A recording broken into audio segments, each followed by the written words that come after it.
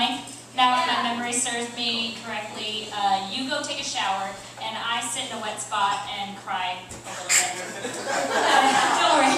By the time you get out of the shower, I will pretend that I wasn't crying at all. So, what should I tell you about? Yesterday, I got food poisoning, and I'm really excited to use it on my mom. I don't want to kill her, I just want her to let what's inside of her out. And I think it's mostly Rachel Ray recipes and pent-up emotion and red wine. And I have every faith that she's going to turn it into something crafty and maybe go to Michael's and get a bow and maybe some acorns and turn it into maybe something to hang on the wall, and she'll send it to my aunt for Thanksgiving, I'm sure. Yeah. Thanks, I like what you guys do here. I saw you in a documentary about crumping, I think. You're good.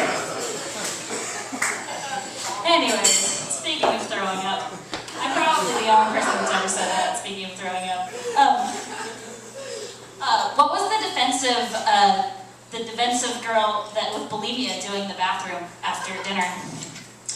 I was going to the bathroom! I told you that already! Thank you guys.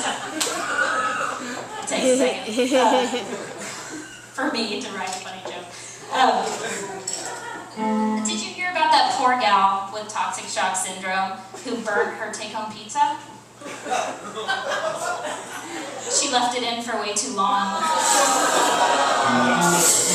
If you don't know what toxic shock syndrome is, then you never left a tampon in for 2 weeks and forgot about it.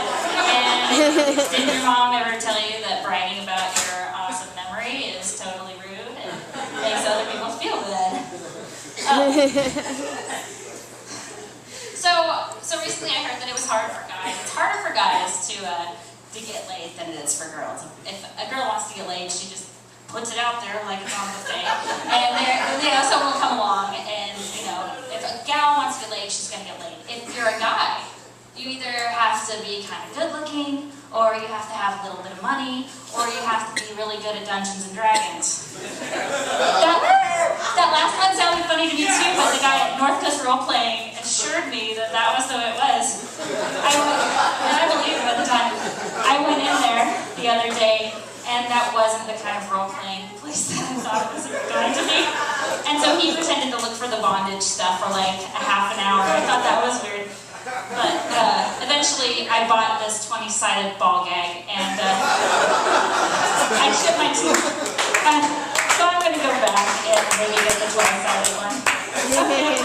I apologize if your mother might have died from toxic shock syndrome, so at least you didn't get your memory from her. So thanks. And next up we have